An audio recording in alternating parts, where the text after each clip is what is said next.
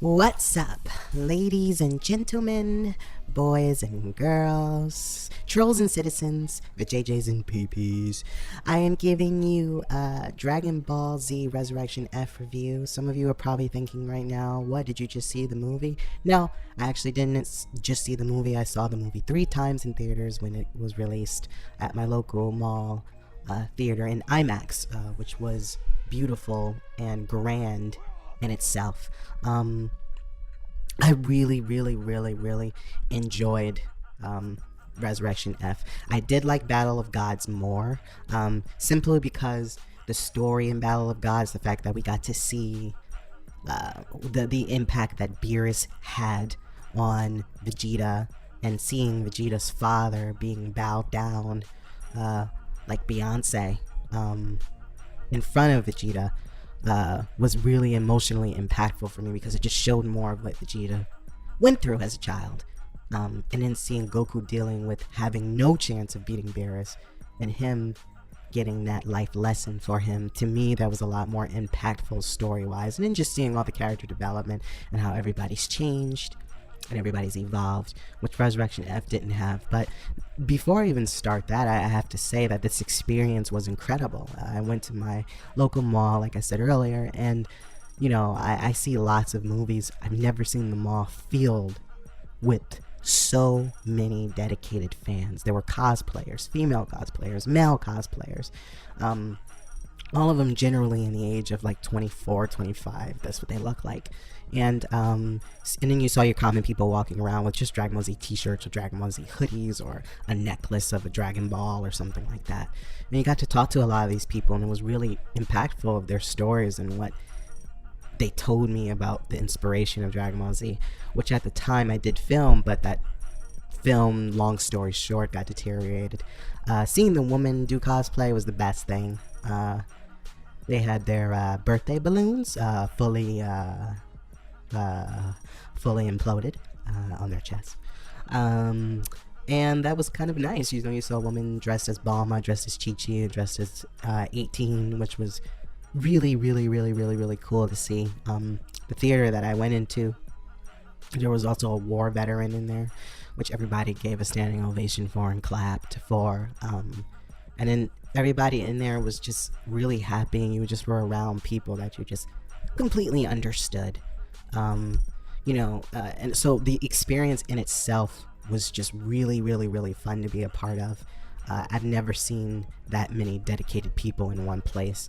The movie starts off with, you know, the marching teddy bears and fairies and stuff, which at first, when I first saw that, I was like, am I in the right movie? Because I wasn't quite sure where I was, until you see Frieza in a cocoon. And long story short, Frieza's in hell, and that's his form of hell, is the worst thing that you can imagine for you personally, which I liked.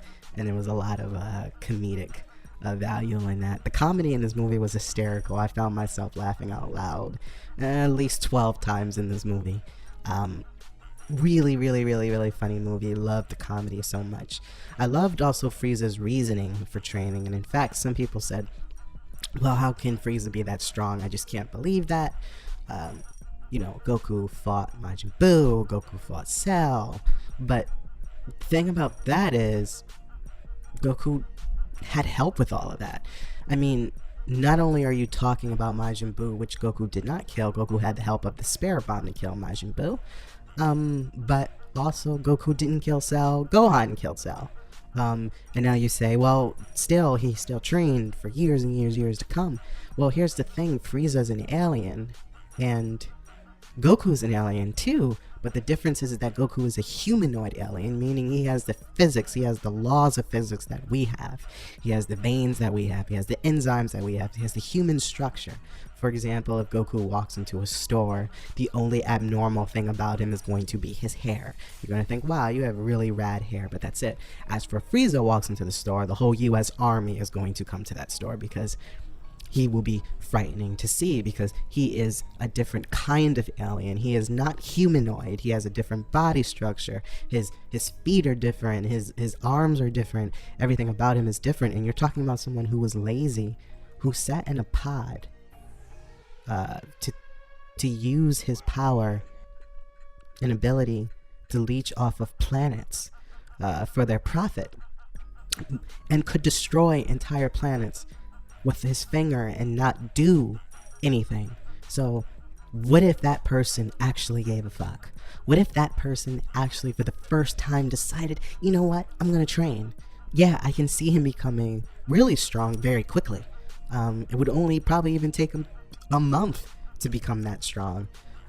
Even though I'm going to do another theory, because I'm a writer, I'm going to do another theory on how I would have wrote Frieza reaching his new form, because I thought it could be done a little better in my opinion. I still do semi think that this movie was somewhat fan service and didn't have the depth of Dragon Ball Z that Dragon Ball Z has. To me, my favorite saga, written saga, and favorite saga overall is the Android/Cell sagas, because there was so much emotion in that saga. Everything was tying to Dragon Ball, to the Saiyan sagas. It was all tied up, and it all made total sense to me. The martial arts was incredible. I'm a martial artist myself. It is what I live my life on. And the choreography in this movie is incredible. I believe they actually had a martial artist choreograph the fight scenes for this movie.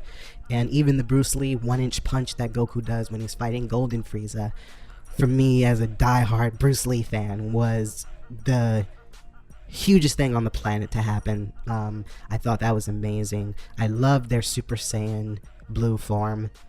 Really, really gorgeous on Blu-ray. If you haven't gotten a chance, watch it on Blu-ray on a really good TV, because it's amazing. This movie also felt really huge. It felt like a Hollywood movie. It didn't feel like, you know, and not that these movies were particularly meant to be Hollywood, like Fusion Reborn and Broly and Wrath of Dragon, but this movie really, really felt Hollywood.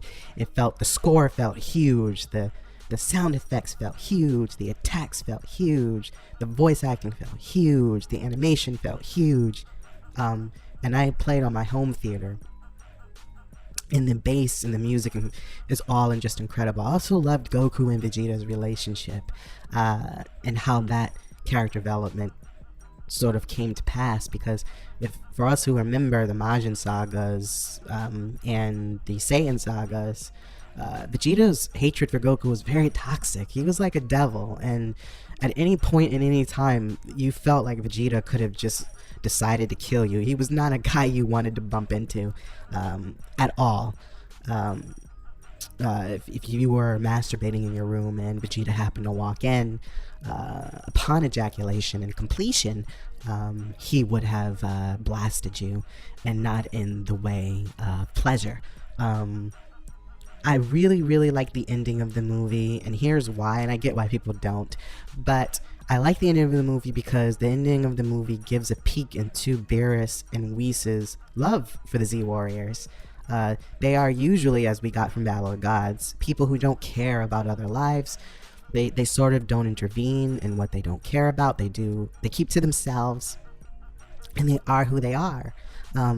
But when Whis decided to rewind time back to stop Frieza from destroying the planet, and Beerus being all for that, it kind of gave you a peek not only into their souls and how much they actually care for these people, but it also gave into a peek into Whis' ability and possibly what we're going to see in Dragon Ball Super, the new series that is going on as we speak. And that's the reason why I like the ending. I loved also Golden Frieza, Laker Frieza, Purple and Gold Frieza, and again, that you really appreciated when you watch it in Blu-ray and you watch it in its best quality, and seeing it on IMAX is absolutely amazing as well. I also loved Android 18 and how she shaved Krillin's hair, and when Krillin went to go fly away, she goes, "He's so cool." Like, there was kind of a great peek into see how she looks at him, because usually in general, like, you see other people, if they view Krillin a certain way, it's, well, Krillin's just this, he's a pushover character. But this beautiful woman, who I would completely go cartoon for, the hottest by far anime character I've ever seen in my life, she thought he was like Channing Tatum or Tyson Beckford, like he was it. to her, and that was really, really, really, really cool to see. I also loved how they showed Frieza's spacecraft flying over the city and how the citizens panicked by that. You know, that was really, really cool, because all I imagine is myself seeing a UFO flying over the city, which I actually seen once before. But that being said, it was like, just, you know, like shocking, and I really, really, really, really enjoyed that part of it. Also, you know, first of all, anyone who says Dragon Ball Z doesn't have great character development, real Dragon Ball Z fans don't take you seriously, because we know the deal of Dragon Ball and Dragon Ball Z and how all of that collided. But I say that to say that I love the fact that Gohan is that staple of that. You know, he has a family now, guys. He loves his family, and fighting is not his life. He's going to get his degree. He wants to become what his mother wanted him to be. And fighting is not the center of his life anymore, and that's why he's in a jogging suit. You know, that's great development to me. I mean, that's real, you know? He's not like Goku and Vegeta. He's half human, half Saiyan, number one. And we saw that in Dragon Ball Z and the Cell sagas. He didn't want to fight Cell. He was never a fighter. He was never this brute fighter like Vegeta and Goku are. He really, really, really wants to be normal and wants to go get a job and supply for his family. So I really didn't have any problem with Gohan being the way he is, because one is just puts a stab in that whole anti-character development that people with no knowledge of the show have. And two, it was just great character development. It was realistic, it makes sense, and I wasn't one that was upset about that at all, even though I'm the same one that still thinks that the plot, Resurrection F, was more entertaining and didn't have the depth of the Cell sagas and Android sagas, or even the Majin Buu sagas, or even Battle of Gods. So with this movie, my rating for Resurrection F is going to be an 8. I really enjoyed this movie very much. It was not perfect in my opinion personally, but overall I still watched this movie 5 times now. I'm going to continue watching it, actually, probably after this review. And I just want to say, for the Dragon Ball Z community enthusiasts, give yourself a round of applause, because in the US, Dragon Ball Z Resurrection F box office made $62.9 million in the US domestically, which is incredible. For those who do not know the way that box office works, you're lucky now these days if you make $7 million. And a lot of Hollywood people who worked in Hollywood, like Tobey Maguire and more people like that, who are Americanized and who were born in America and who have made movies in America, have made way less than Dragon Ball Z Resurrection. What the hell am I saying? Reza? Or is it Reza? Or is it Dragon Ball Z Resurrection F? Thank you. Dragon Ball Z Resurrection F has made unbelievable amounts of money, and worldwide I'm estimating the movie's made over 100 million. So to the community, we did it. We made it happen. We are the strongest anime community in the business. We did such a great job with this movie, and hopefully we'll get to see another Dragon Ball Z movie in IMAX theaters, possibly taking place after Dragon Ball Super ends. So that would be amazing. So kudos to all of us. So anyway, like every video, I use words of inspiration, words to get you through your day. Oh, and don't forget, I will be uploading a video on my theory of how I would ever wrote for Frieza reaching his new level. So here we go with my poem. Hair. Pubic hair. There is a difference.